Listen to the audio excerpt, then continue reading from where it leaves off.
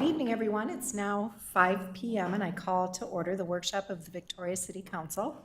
Our workshops are informal, and with that, we'll dive right into our agenda. There's just one item on our agenda this evening. It's our 2023 budget kickoff and preliminary 2023 budget discussion. Assistant City Manager Tricia Pollock will lead us through the discussion. Ms. Pollock, welcome. Thank you, Mayor. Good evening, Council. So tonight is our first night of the budget series, the budget overview with the preliminary budget presentation. So our purpose tonight is to provide Council with some high-level preliminary estimates of the challenges that the city faces in developing the 23 budget, and to provide an opportunity for y'all to give staff some preliminary direction for preparing the detailed budget. So tonight we're looking for whether the current financial plans and strategic plan priorities are still in line with the council's goals, whether the council has any service level changes that you would like to see, and also what policy direction you may have for staff as we begin prepping for the 2023 budget and the 5-year capital improvement plan and CIP. So the budget is a 6-month process. We begin with looking at what it costs to continue with current services. Then we look at the long-term financial plan and also include items in the council's strategic plan. So the base for beginning your budget discussion is that the city is in sound financial position. That doesn't mean that there won't be budget pressures, but the city's sound financial policies, liquidity, and healthy fund balances has served us well and served us particularly well for weathering times of uncertainty with COVID. As the city will be bonding for capital projects, it's important to note that the Standard & Poor's, who rates our bonds, has assigned Victoria with the highest possible AAA rating. So that's really important distinction, as it means we attract more bidders on our bonds sales, and that results in more competitive rates, and our interest rates are much lower. So for our residents, this means that we're able to borrow money at the best possible rate, which translates to lower taxes. About 6% of the cities in Minnesota and 6% of cities nationwide are awarded with a AAA rating. So it's difficult to achieve and even more difficult to maintain. And it's quite unusual for a smaller city like Victoria to have achieved that rating. The reason why we have such a strong rating is our debt has been rolling off within 10 years. And we also have a strong fund balance and cash position, and our budgeting practices are very sound, and most importantly, our 5-year financial plan demonstrates that we're making decisions with the long-term future perspective. Tonight, we're going to discuss our general fund. The capital and enterprise funds we will bring back to you this fall. So as a service organization or a people organization, we don't make widgets, so we have to fund all the services that we provide. Our primary source of revenue, which accounts for nearly 80% of all the revenue, are received by property tax dollars. So these dollars go into our general fund, which pay for the general government services, the things like police, fire, streets, snow plowing, planning, zoning. And where does the rest come from? Another smaller portion of our budget, about 20%, comes from non-tax revenue fees for services and alternative sources of revenue. Fees for services are about 18% of our revenue and pay for services that provide specific benefit to you as a resident or business. So a building permit for a deck or a pool, or a liquor license for your business. And finally, a very small portion, about 2%, is from alternative revenue sources like grants or other government aids. In any given year, we may project an increase or decrease in revenues based on a number of different factors, some of which we can control and some of which we can't. We don't always know if we'll be awarded a grant.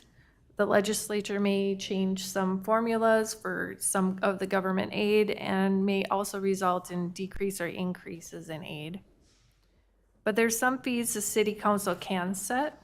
Those fees are reviewed annually as part of our budget process. So we may project increases or decreases based on trends, historical data, market or economic conditions.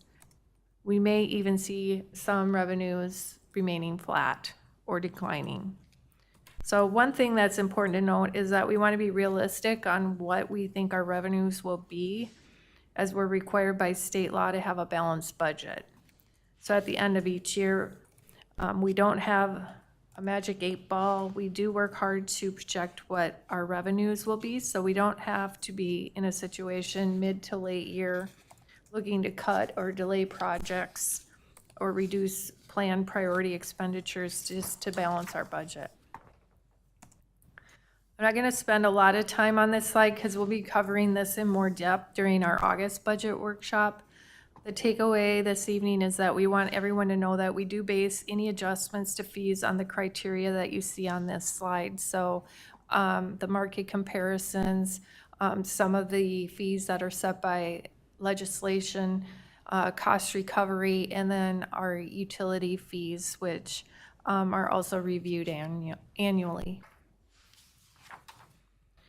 When projecting the budget, staff strive to include all of the known factors that will impact the upcoming budget years. So it's still early in 22, so revenues are still coming in, and we're halfway through the year, and there's still a lot of unknowns, but additionally, each year new laws, regulations, and new needs arise that sometimes are not anticipated.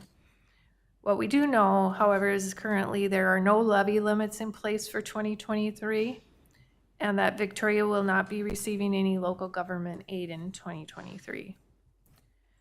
While we receive funds from the Federal American Recovery Act, just over $500,000 in this past 2021, we'll be receiving the same this July, so that should be coming within the next couple weeks.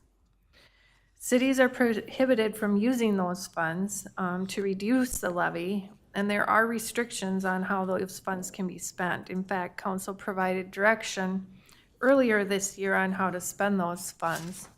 So we're just going to take a quick review of those allowed and not allowed uses of those ARPA funds. So you can use them to address the negative economic impact caused by the COVID-19 pandemic. You can also replace lost public sector revenue, provide premium pay for essential workers, and invest in water, sewer, and broadband infrastructure. What you cannot do is you may not directly or indirectly offset tax reductions. You may not directly or indirectly delay a tax or a tax increase. And expenditures cannot be in our current budget, nor can the funds be spent on or deposited into any pension fund. This is the list of the eligible expenses that was brought to council at the workshop on May 9th. And these are the items that were discussed: the replacement of the water meters, the SCADA system, security upgrades at the water treatment plant, the fiber to lift and booster stations and wells, COVID-19 test kits, the SCBA cleaning system for a fire department, and then the fire mezzanine build out, a portion of that that was over the budget. So let's look at the 2023 preliminary budget information. So each year, you as a property taxpayer receive a tax bill from the county. The county sends out the property tax bill for all the taxing jurisdictions in the county. So when you open your property taxes, that amount includes all the taxing jurisdictions such as the county, city, school district, and the small ones like the mosquito control. An increase or decrease to your individual property tax bill can largely depend on the individual change in your property value. So for 23 preliminary estimates we received from Carver County indicate that the median home value in Victoria will increase 11.4%. So our focus is on the budget and the city levy because that's what the city can control. So the county assessor assigns those home values and the state legislature sets the property tax rates. So as you can see from this chart, residential home values historically increased in Victoria at a pretty steady rate. So this year, like I said, we're having seeing that 11.4% increase. So the median home value is $547,200. Why is this important? Well, as we just talked about, the property value is one of those key factors in calculating your property taxes. And whether your individual property values are increasing or decreasing, and by how much, that will determine your individual property taxes will go up or down. So even if everything else stayed constant, your property taxes would fluctuate just due to that value. So what that means relative to our preliminary budget is that most residents living in Victoria will likely be paying more in property taxes because of that value, and that their home is increasing in value quite significantly. It's a double-edged sword because as a homeowner, you want your value to increase if you're planning to sell, but not so much the case when it comes to paying for your property taxes. So from year to year, your property taxes that go up or down, why does that tax bill fluctuate?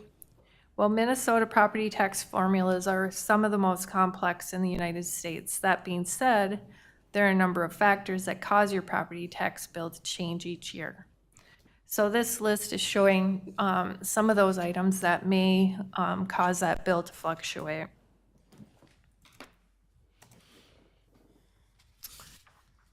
This is a property tax breakdown showing the portion of each dollar that would go to the city. So about 32 cents on a dollar would be taxes that would go to the city, and the schools about the same, and the county. And then there's the other, like I said, the mosquito control, there's a Met Council, a few of the smaller taxing jurisdictions that are included in that other.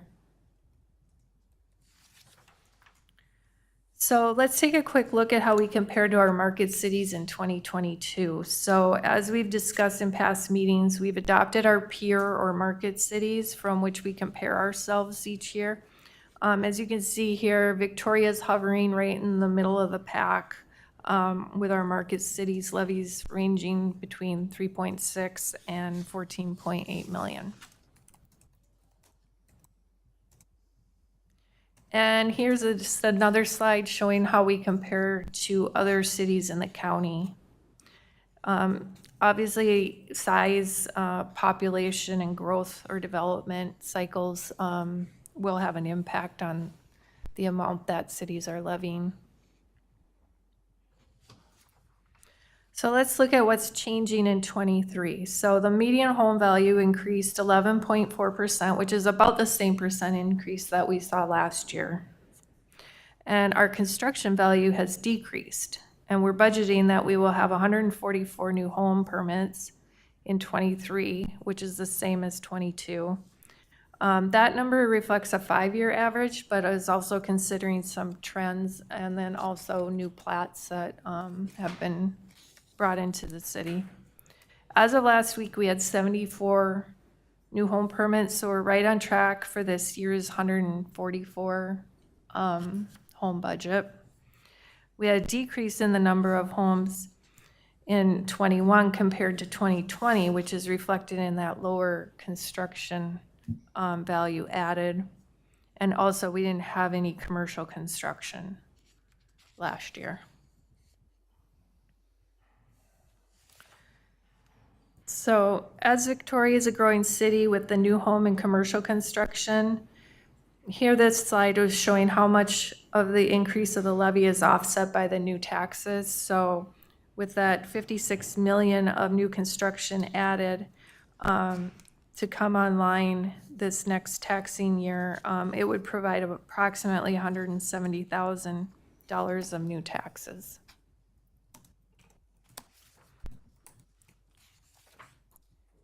Victoria's tax base is largely residential. There currently doesn't really exist much commercial and industrial base. So this chart, you can see that the residential values, that combined total market value of all properties in Victoria for existing and new construction continues to increase at 26.4%. You can also see that no new commercial value was added for 23, and for existing commercial properties, that value increased 5.9%, and apartments increased 11.9% with no new construction. So that was just market value add for those Trish? categories. Yep. Can you go back one slide, please? The new construction added $170,000 in new taxes. What was the value of the property value? What's the amount of the property value increase? The property value increase, do I have that? I'd have to go back and look that up. I don't recall what the total property value increase was overall. I mean, it was in the, You mean the value of the home, all the homes, or just the new homes? So, no, the current existing homes, the value of the current homes increased 11.4%. I'm looking for the number so, that reflects. yeah, so the median home value increased 11.4%, but overall, on this slide, that 26.4%, that was with the market value increase. So there's a little bit different between what your median home value is and then the overall market increase. So the residential increased 26.4% value. Right. I don't have the dollar amount available, but I can find that, Yeah, I want to know how much the dollar amount. dollar amount Yep, of I that can get that to you. increased market value Yep, equates to yep, for the city. Thank you. yep. Let's make a note of that.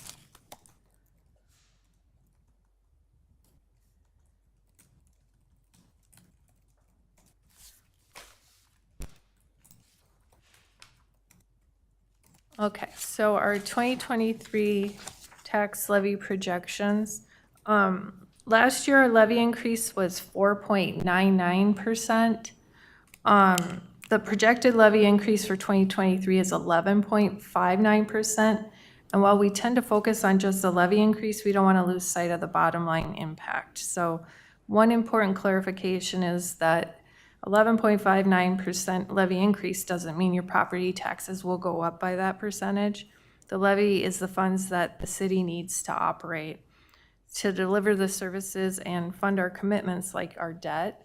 So a levy increase or decrease represents what the city needs to fund and deliver the services to a growing number of people. So even though you have a levy increase, you're recognizing those additional revenues that are coming in for those new residents that are being added. And that's how you figure the tax rate. So the tax rate, we're gonna get into the tax rate in a couple more slides, but yeah, so the tax rate is based off of that total market value. Yep. So this slide also shows those categories that's driving the overall increase, so comparing 22 to 23.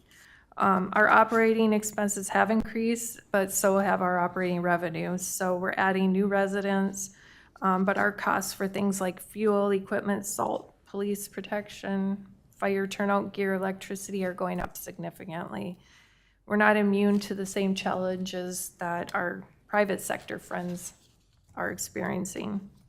Debt service payments have remained fairly steady with a slight decrease from 22, and our transfers to the capital funds were reduced due to that end of year transfer that we made to the long-term street maintenance fund.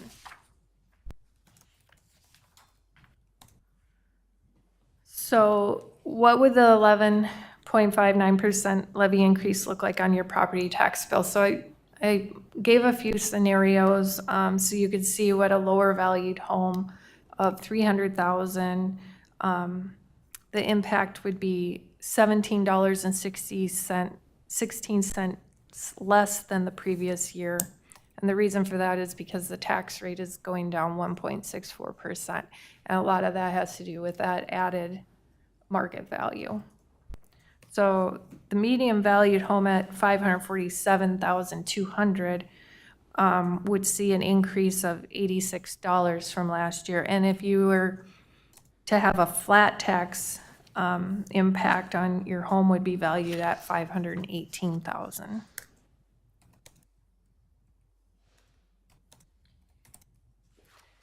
So this is where Victoria lies from 2022 tax rates. So we were definitely in the lower end in comparison to these other cities at 31.24%. And like I said, we're projecting that tax rate to go down to 29.6%. So this slide shows how your property tax bill fits in with your other household expenses, like your cable, TV, utilities. It would be approximately, for that medium home value house, it would be about $135 per month. And what do you get for the $135 a month? This is a breakdown based on the percentage of where those dollars are going by category. So looking at like public safety, $35 a month, public works, $18, general government, $48. And this slide's just a visual representation of what I just shared. So when you pay your property taxes, this shows how your property tax dollars are spent. And from a services perspective, you can see funds are fairly evenly distributed across the city's operations. Park and Rec, we should note, only represents the tax-supported activities like the park maintenance and trails, and not the recreation center and those related activities. So shortly, we're going to get into council discussion. But before we do that, let's just take a minute to review what this preliminary levy includes. So that 11.59% increase would include maintaining current service levels. It would allow for implementation of the adopted strategic plan priorities, considers planned capital expenditures and transfers, estimates for unknown budgetary factors, reflects the 2021 year-end transfer, reducing the 2023 levy by 7.3% by transferring to the long-term street maintenance fund and the capital facilities fund. And then it would also include the addition of 5 new FTEs. So we're going to take a moment to look at staffing, but I'm going to have Dana take these next couple of slides. Thanks, Trish. Good evening, Mayor, members of the council. So we wanted to just provide some rationale as to why we're making a staff request. As you can see here, we thought it would be good to take a look back before we look forward. And so going back to 2011, you can see we've had fairly historic or fairly stable staffing levels for a number of years, only increasing very minorly in the last several years. And so I think we've done a really great job as an organization and as a city to really work people to their full capacities.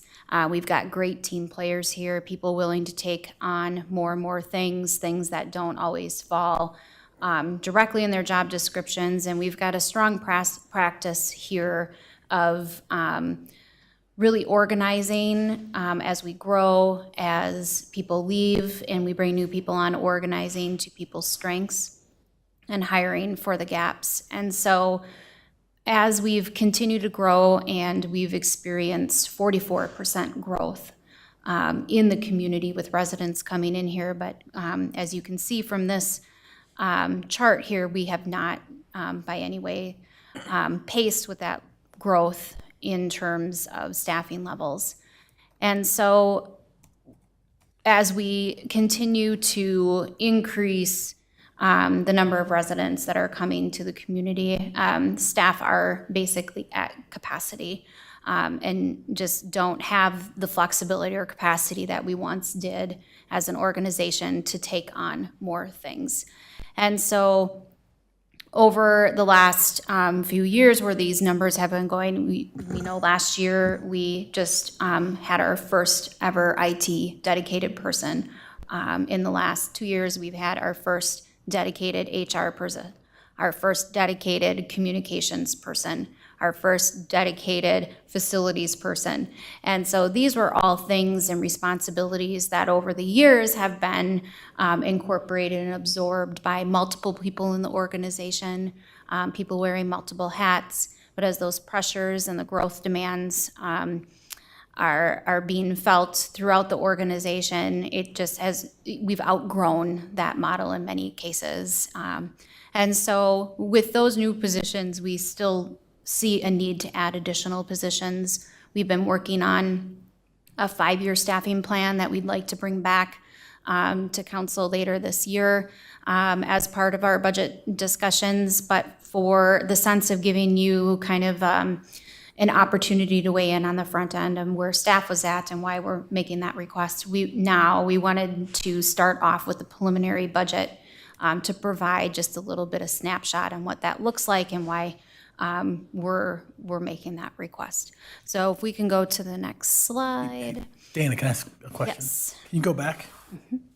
So is there a metric or a target that we look at population to FTE headcount? So Percentage that we are targeting for cities our size, or?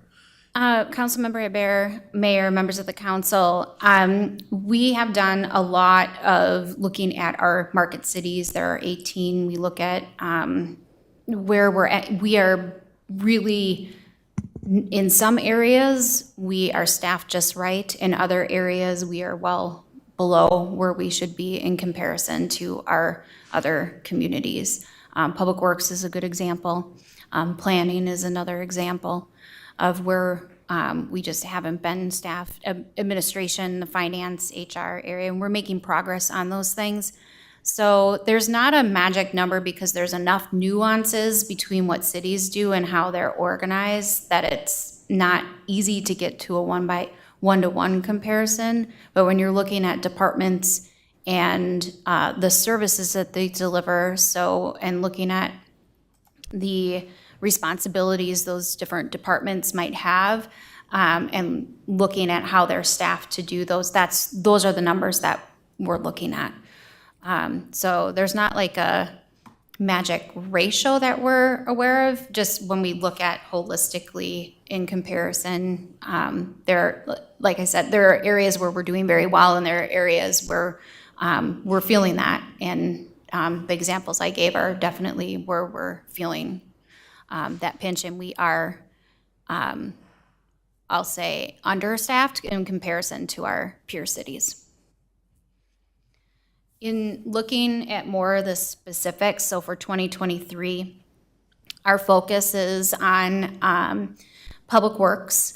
And we've had a long-standing practice that as we add more parks, as we add more streets, there's more to maintain, there's more to plow. And so we've done a fairly decent job over the years of having a practice of adding Public Works. And so as that's really skyrocketed over the last several years with the amount of development we've had, we're falling behind. And so focusing again on Public Works is one of those proposed changes. And then adding another planner. So we've got a great community development team. It's a strong team.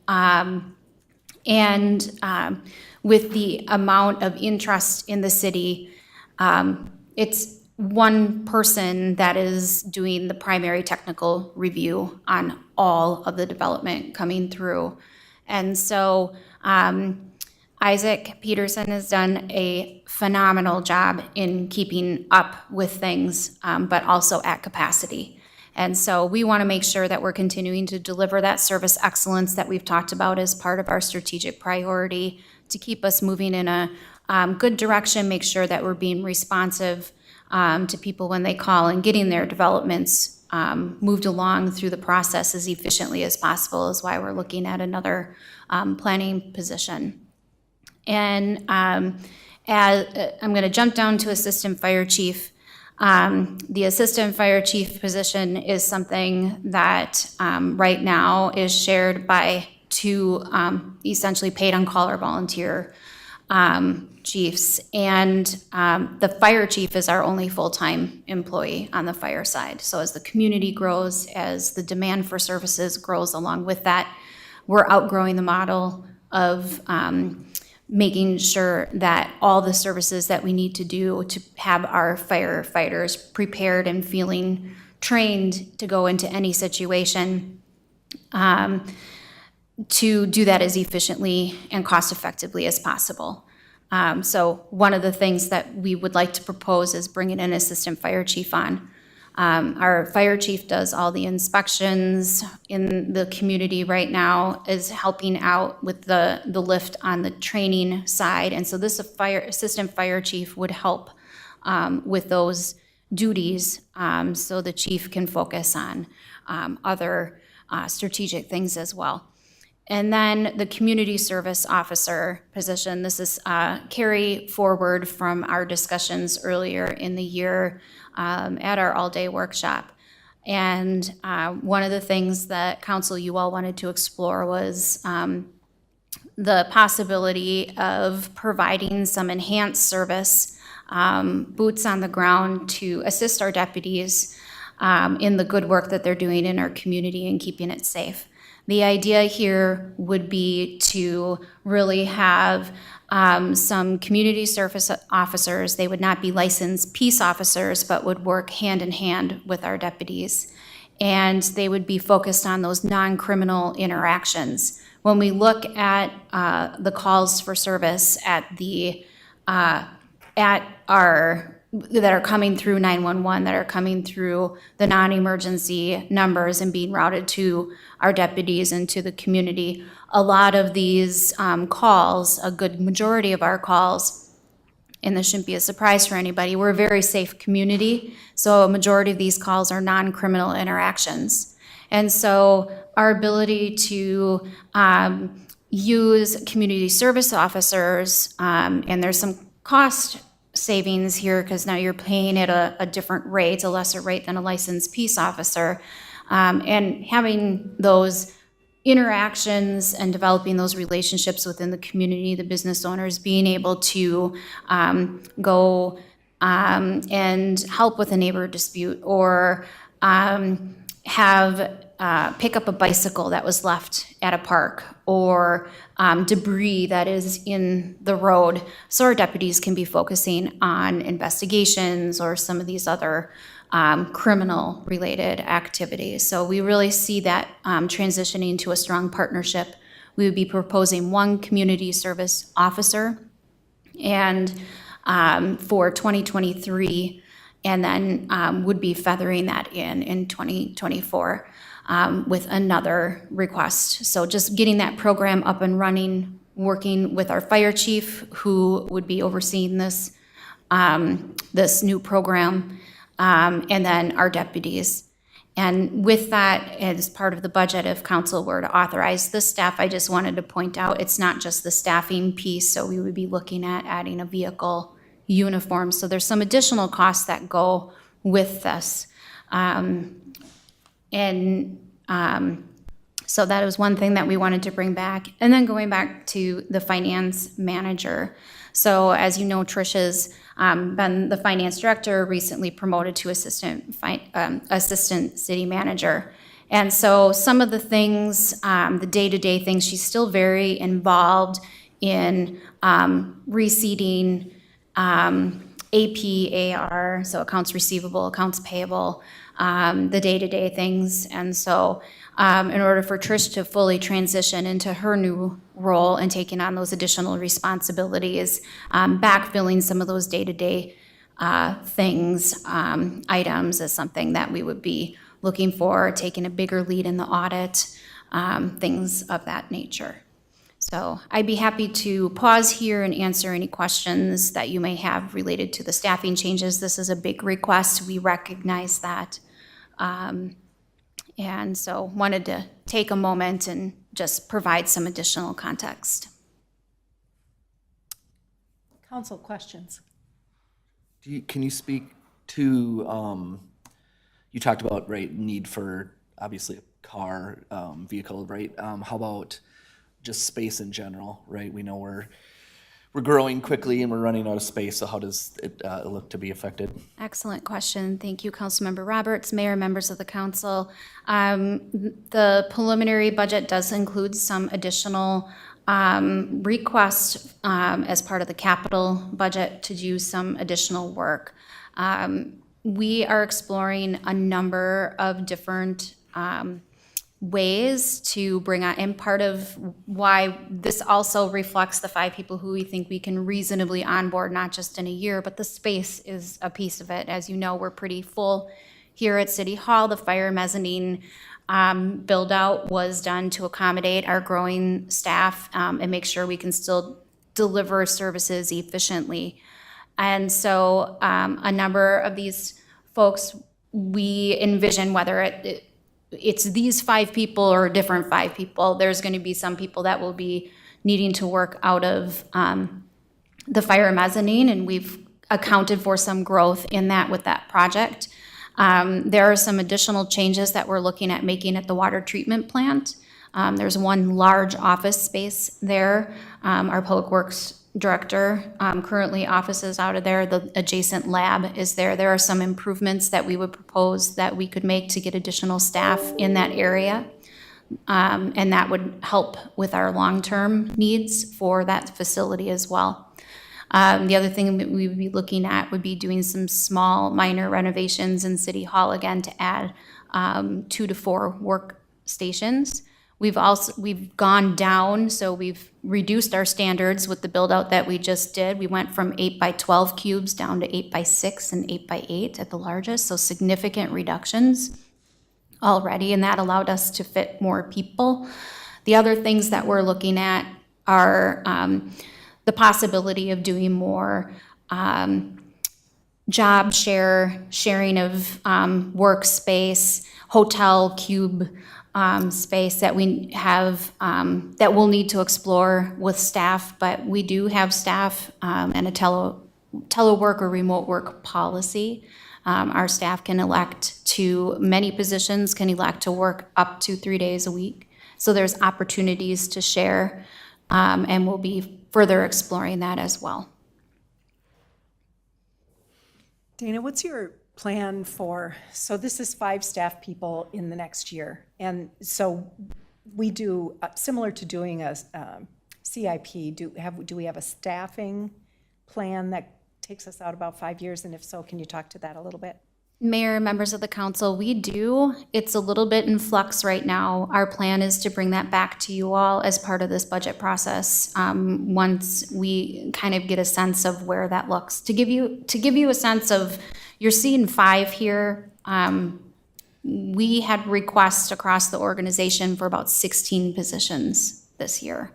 And so in having conversations with the department directors and understanding where our greatest needs were, and how the space challenges that we have and what we think we can reasonably onboard in terms of numbers in any single year, this is why this number looks the way it does. We did have a staffing plan that we went through as part of our space needs analysis, so we have a good base. But we're already far exceeding the growth projections with that. We thought we were not being very conservative, but we're already outpacing that. So we wanted to take another look at that and make sure that that we're taking everything into consideration. So it's a 5-year plan that we'd be looking at. Our long-term space needs went out about 10 years. It gets a little dicey to go out farther than that, but our plan is to bring you a pretty solid 5-year staffing plan as part of this process. Okay, thank you. Council, other questions? All right, with that, let's proceed. Okay, so I will continue on with the 2023 tax levy cost pressures. So current service level cost pressures include inflation, health insurance costs, increased costs of fuel, utilities, and equipment. So I've listed here several of the cost pressures that we're experiencing for 2023. Some of these pressures just reflect the cost of doing business. So for example, multi-year contracts may have an inflator which generally ranges between 2 and 5% for policing services, but we found out that that increase is going to be 9% this year.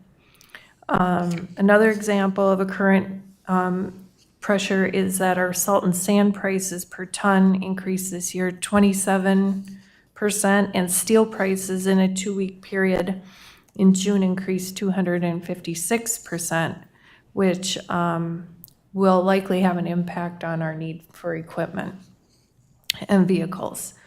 So consistent with what other organizations are seeing in both public and private sectors, we anticipate health insurance increases, but we won't have those exact numbers until late in the fall. So we just project a 7% increase without knowing yet what that number is going to be.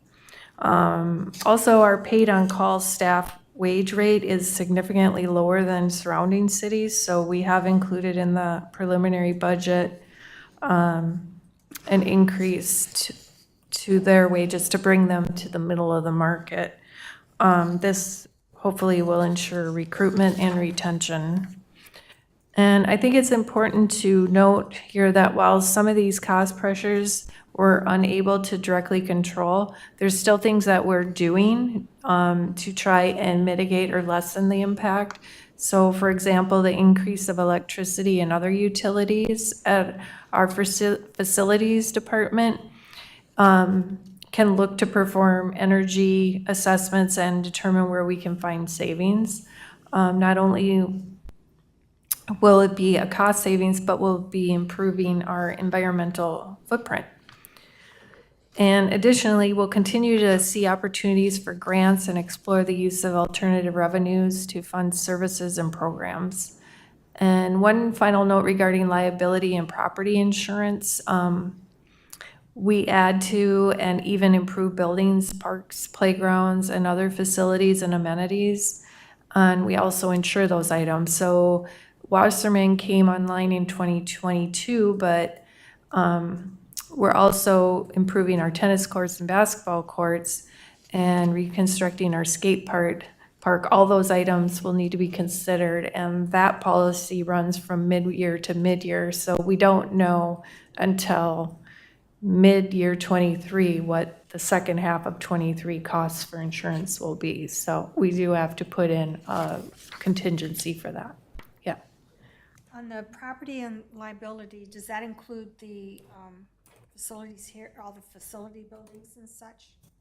Councilmember Black, Mayor, members of council, yes. That increase, that 14% increase does include all of the property that the city owns, and that includes the parks and the property in open, all of that. Because I got a letter from my insurance carrier on my homeowners, and they said to expect about a 30% increase. So you might be a little low there. Yeah, so this is just based off of what our renewal was for this year. So yeah, that's where we have that contingency in the assigned fund balance for that second half of 23. As you know, we carry that $40,000 balance to help mitigate and offset some of those higher premiums that may come in for the last half of next year. Okay, and your utilities, I think, are a little low too. Our utilities went up significantly, yeah. I think it's gonna go up even more. So take that into consideration. Any other questions on this side, any of the detail? Ms. Pollock, continue. Thank you. Okay. So what's driving the need for additional tax levy revenue in future years?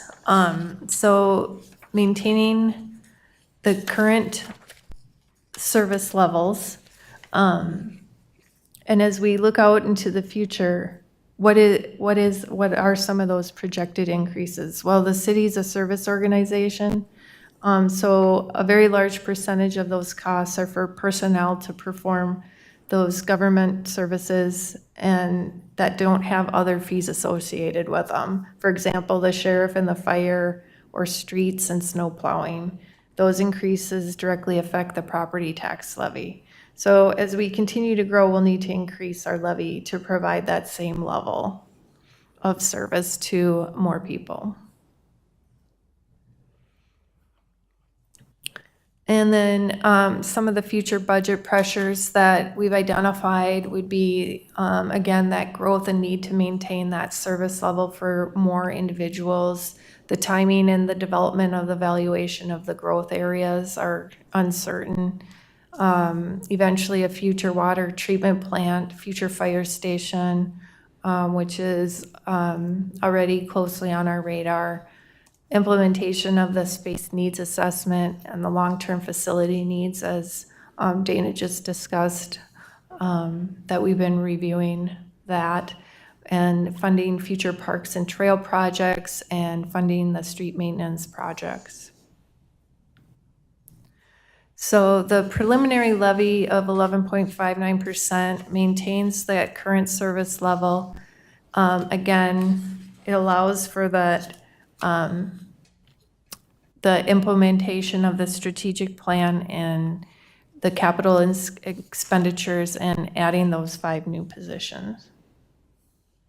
So how many dollars is a 1% change in the levy? So a 1% change would reduce the levy or increase the levy by would be $66,000, and 2% would be $132,000.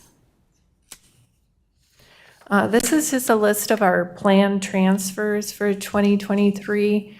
So our long-term street maintenance fund, as you can see, was reduced compared to 22, and that is because of that year-end transfer that we did. So the actual transfer decreased significantly.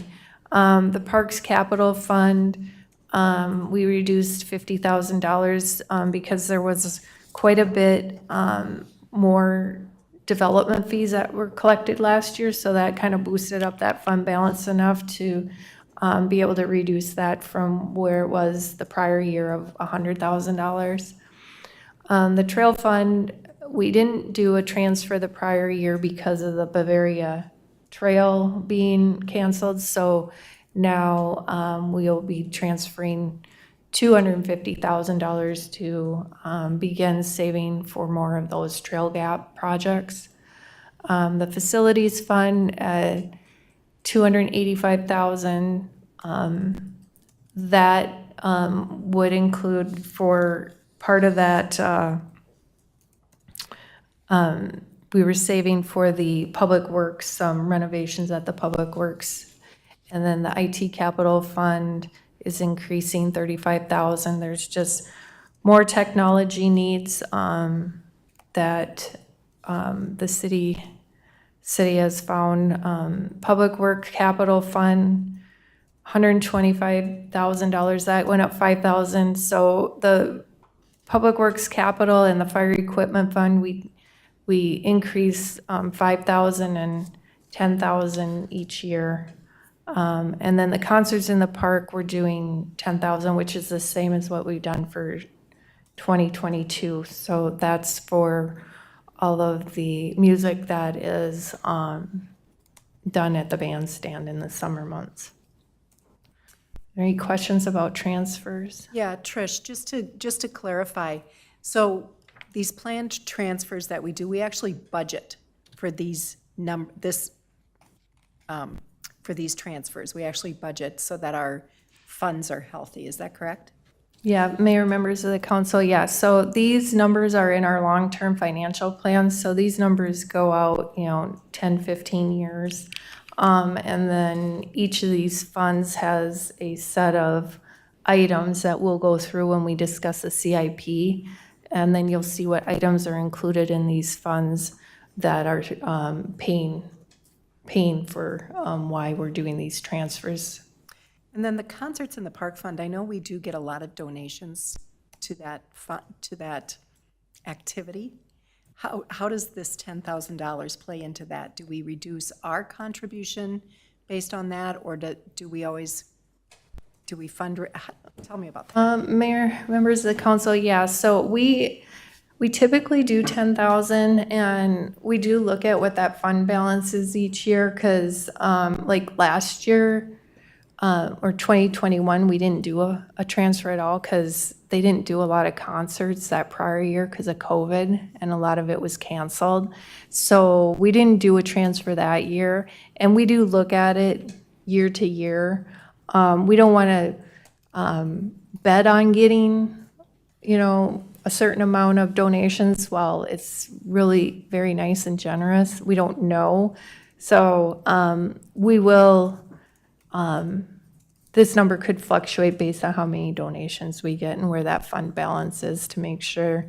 I did notice this year that the concerts seem to be, the fees have gone up significantly too, where we still get a band for, $500 or $600. It's a lot of times this year I noticed it's over $1,000. So I'm not quite sure, if people, I suppose, just to drive out here and put gas in their car too, everybody's raising their rates, so.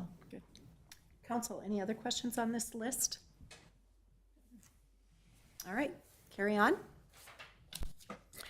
Okay, so now we have time for council discussion. So I am going to pass this back over to Dana for her to go through with you. Ms. Hardy, welcome back.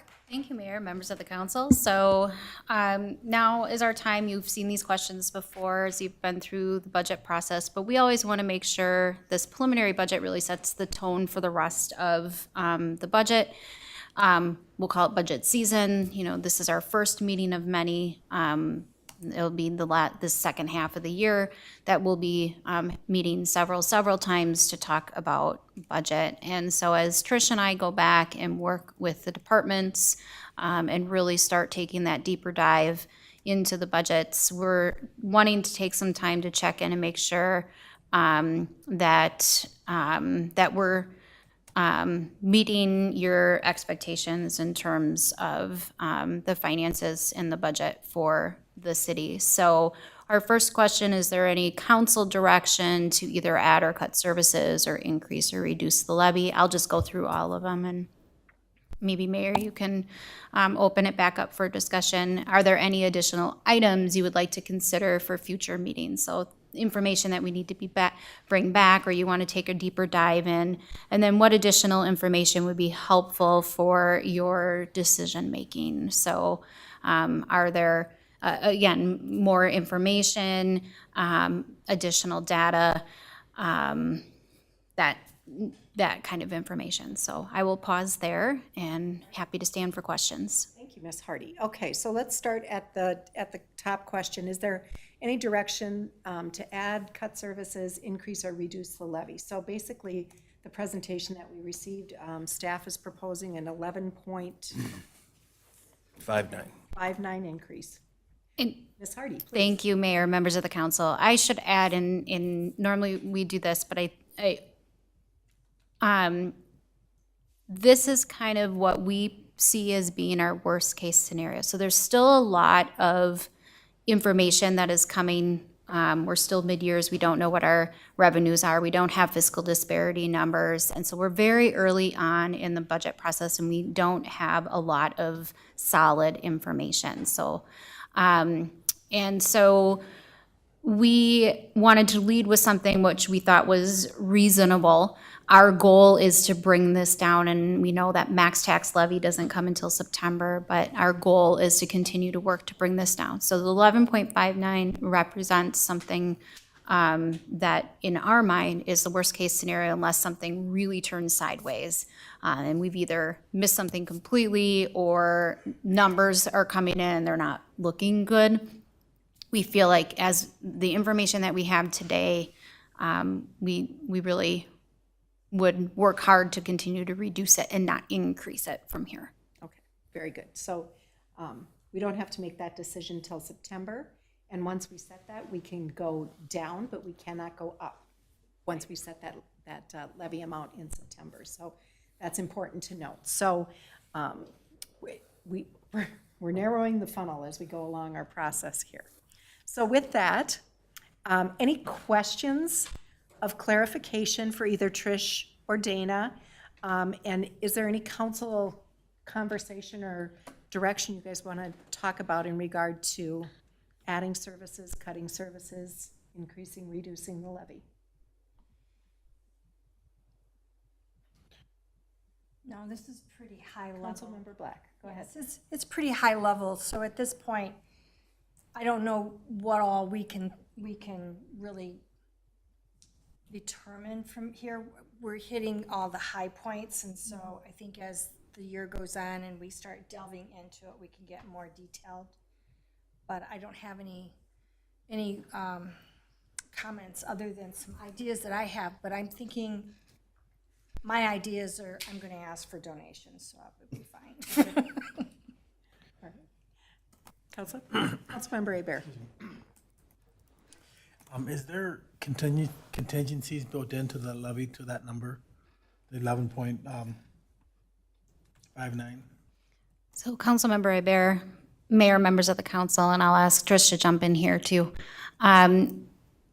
We really work hard to ask for what we think we need. We do a lot of work on the front end to really do our research to understand what the costs are. And so there's not a lot of padding in our budget. There are some contingencies. Those are that kind of unassigned.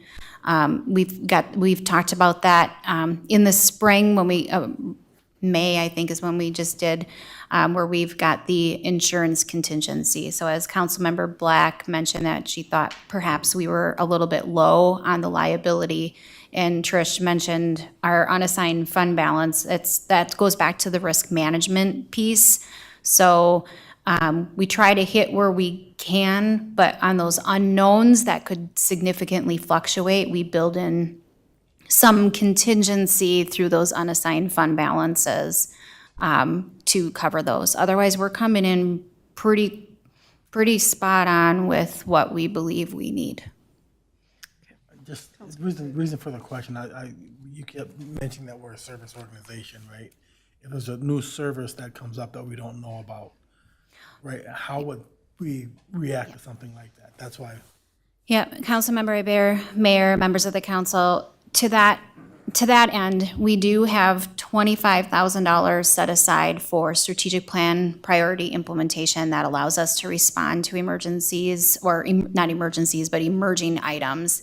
We also have, a lot of that comes in the development side. That's where we see in our growing community, a lot of these types of things come up. And so we do have some funds in the Community Development Fund to respond to emerging items, like maybe we want to understand a market a little bit better, or there's a really neat project that we think would benefit the community and bring a lot of jobs here, and we want to do a little research. We do have something called unplanned projects.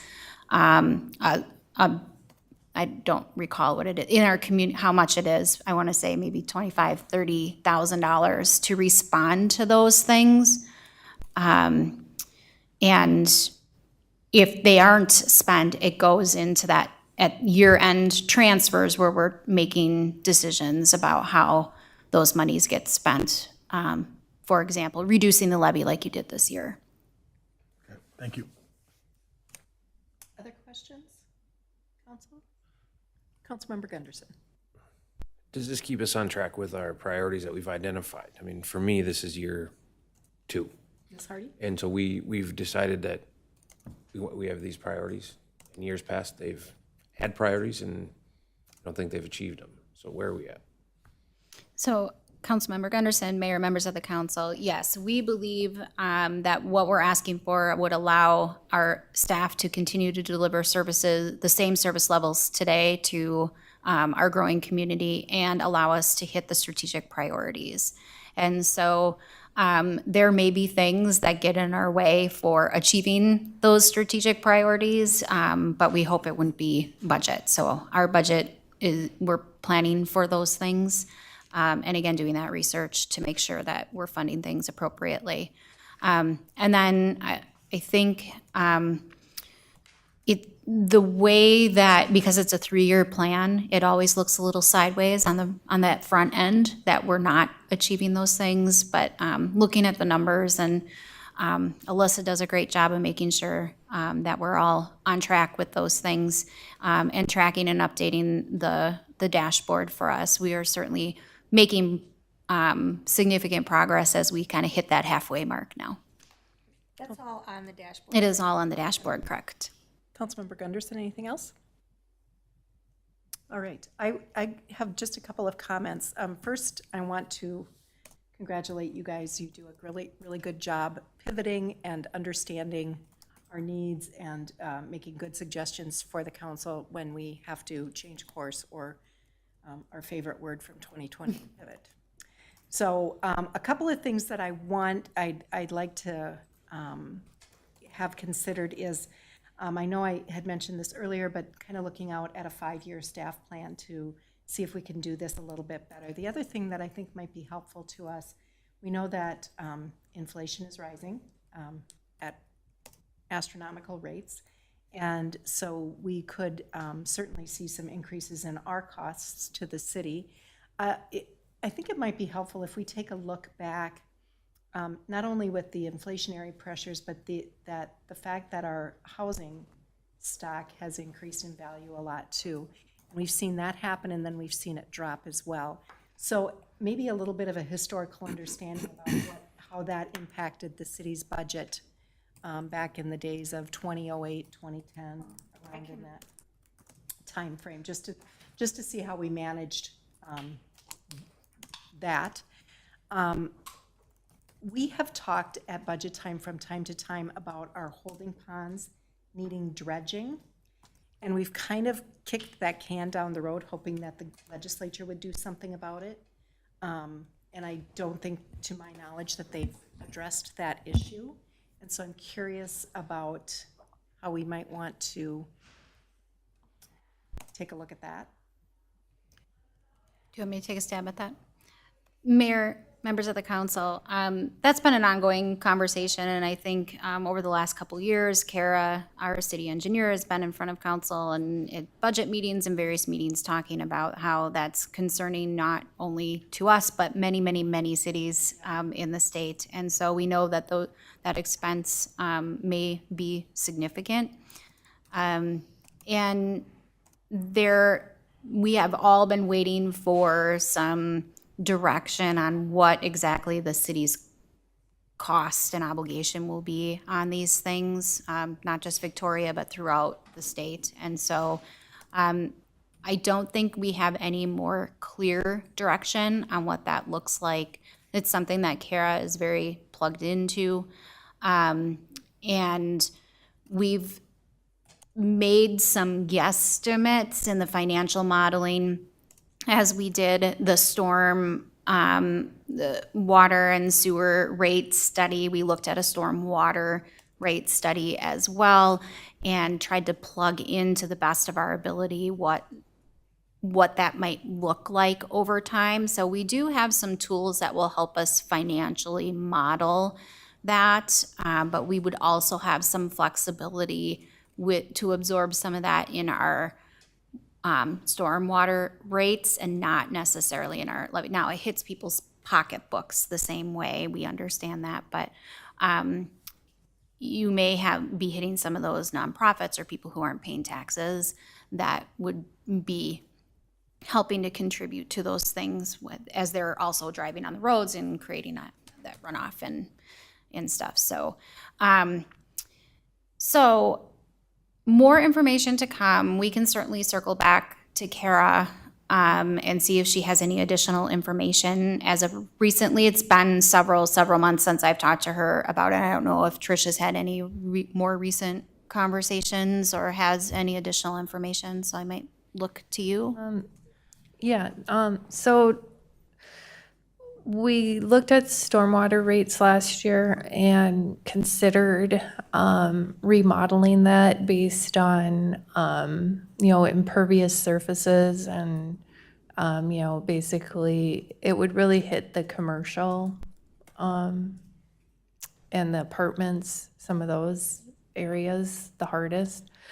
Since we were changing the water and sewer rates last year, we decided that we would wait on the stormwater because we didn't want to do too much too fast. And so Kara felt more comfortable with us waiting another year. So we are going to visit that again when we do budgeting for that fund, which will come back to you later this fall. So Okay, stay tuned. thank you. And then I guess I would just put out a plea that we don't have a magic 8 ball here, but I would encourage us to be very conservative with our budgeting and our increasing, just because we're not really sure where our home values are going to go. Not only is the city facing pressures, but all of our residents are facing these pressures as well. So, just a note of caution as we go into our budgeting process that we are very conservative with what we're trying to do. We are to a growing city and trying to keep up with everything. So we've got a lot of stuff coming down the pike. We want to be prepared for it, certainly. And we have done a beautiful job really planning for the future. But I'm going to ask us to tighten our belts and see what we can figure out on behalf of our residents. Council, anything else?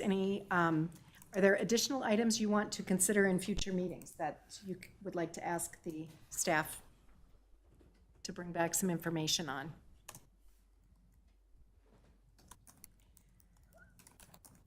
I think I asked this before, and I'm not sure if, I think I was told no, but I think I'll ask again. For these rates, I know that the median household income here is $169,000 a year, but not everybody makes that. And there are senior citizens that are living on fixed income here. Is there any type of property rebate program that we can offer these particular people so that it helps them? Just like with the county or the state with the property tax. Ms. Hardy? So Mayor, Councilmember Black, members of the council, there is, Councilmember Black alluded to, there is a program that the county administers, and it's a senior deferral program designed specifically to assist seniors that meet eligibility requirements with paying their property taxes. And so that's something that the county and every county offers in the state of Minnesota. If the city were to do that, we would be looking at, I don't know how we would fund that. And so it might be something that we would have to look at as part of the levy. So it would have a levy impact, because I'm not sure where else we would get the funds to offer that. And then it takes, when you offer those types of programs, you're talking staff resources and reporting and documentation.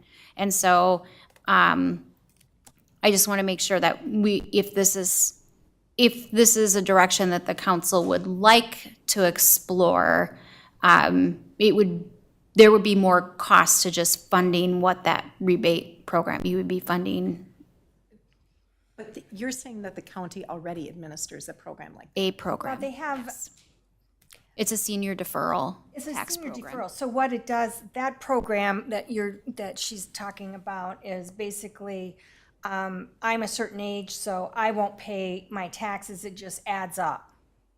And then once you sell the home, then they collect. So it's not like you never pay. There's also for low income where you pay in, but then you get some of that back based on your income and how much the tax you paid. I'm just wondering about something like that for the fixed income, specifically the lower income that are here, to be able to offset some of that for them. Are you familiar with any city that is doing, that feels like it's outside of our lane? Well, it's our tax.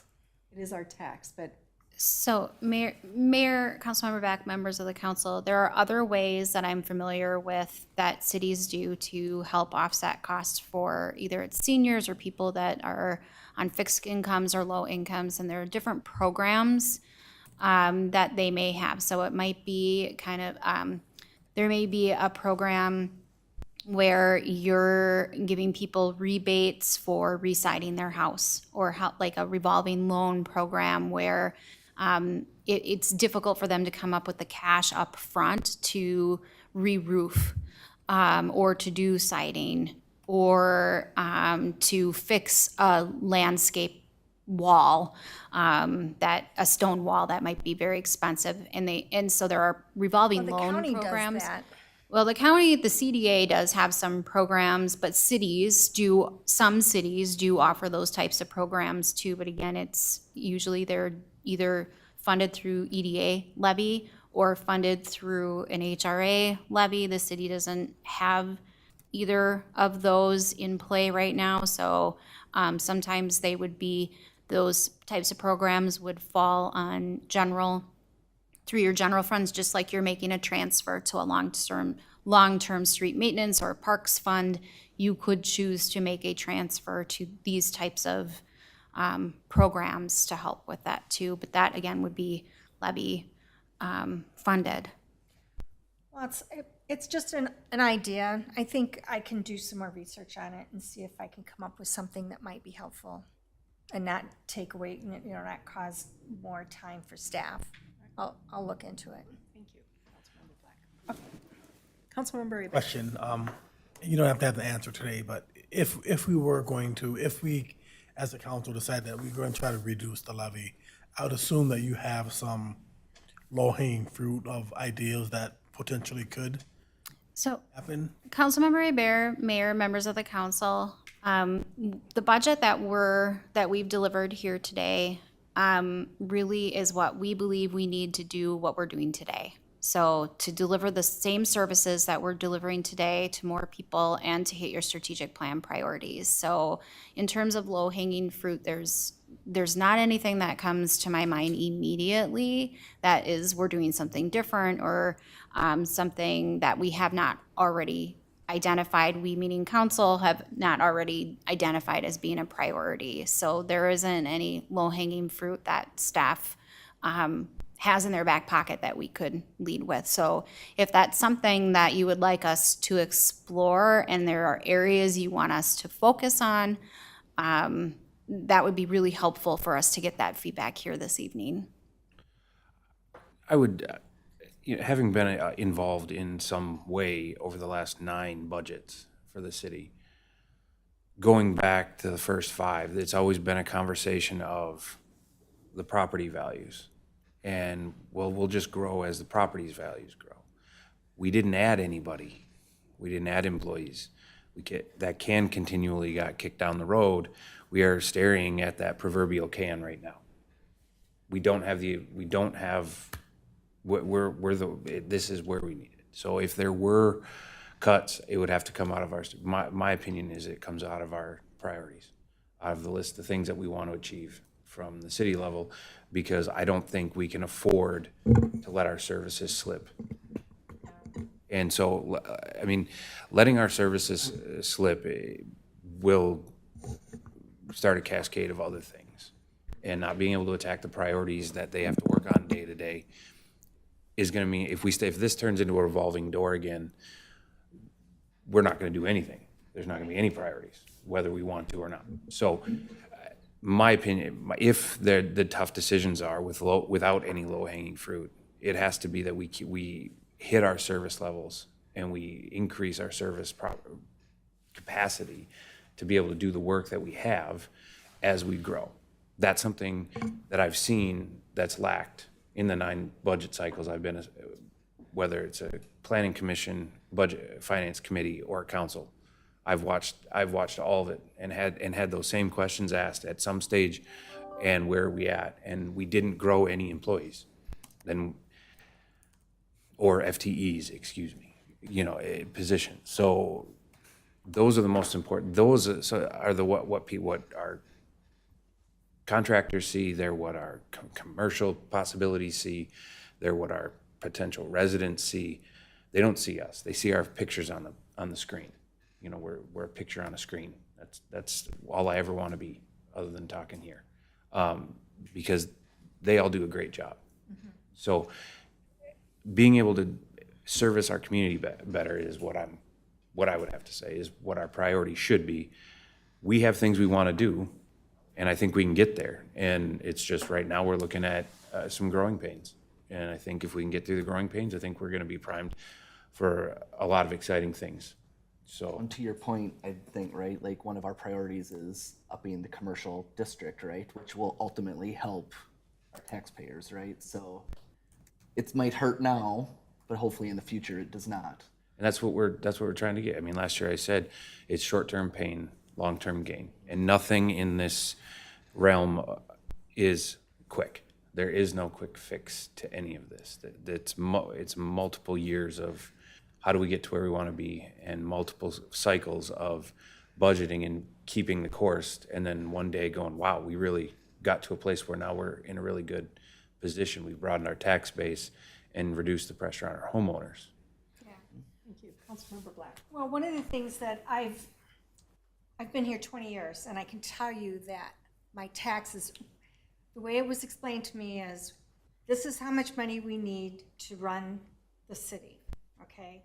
So no matter what your house is worth, that's how much money they need. So even though the values went up and down, my taxes stayed pretty close to the same, because that's how much they needed. When the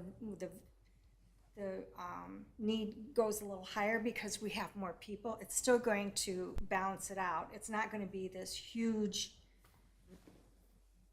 increase in taxes, even though it sounds like it with this 11%, but it's 11% of 1%. And this is the high end. So we're going to work our way down. And I think we'll be fine once everything kind of settles. We got to let the dust settle a little bit. I do have one last question. Do we ever look at alternative options for, with rising gas prices, right? Like, do we ever think, could you have, just as an example, I'm not saying we should do, but solar panels on City Hall, electric vehicle, right? Like things like that. Councilmember Roberts, Mayor, members of the council, yes, we have explored all of those things. And it's something that as we proceed with building new buildings or renovating significantly existing buildings, that we can look at. And as you're seeing the cost increases on the electricity right now, those are things that we would want to explore now. Like with our existing facilities, there's only so much weight that can be bared, and so there wasn't a good opportunity for us on our existing. They weren't designed with the ability to do that. We've looked at purchasing into solar gardens. A lot of times it's a big risk, in our opinion, because the buy-in isn't as great of a deal as it was very early on when they were introducing them years ago, and they were very incentivized, and you have to sign a 20 or 25-year agreement where you're essentially pre-purchasing prices. So it was too big. We've explored those types of things.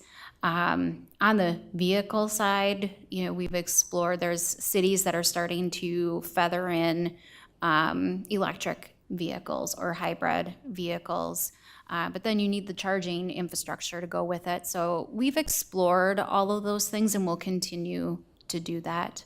But we don't we don't have anything today that we can point to say that this is what we're doing I'm differently. assuming it's higher upfront costs, and then you see the money down the road. Yeah. And there's some really futuristic stuff. I mean, I've been reading about how they're putting the solar into roads. Sure. So that it automatically charges your car as you're driving. So we're gonna see a lot.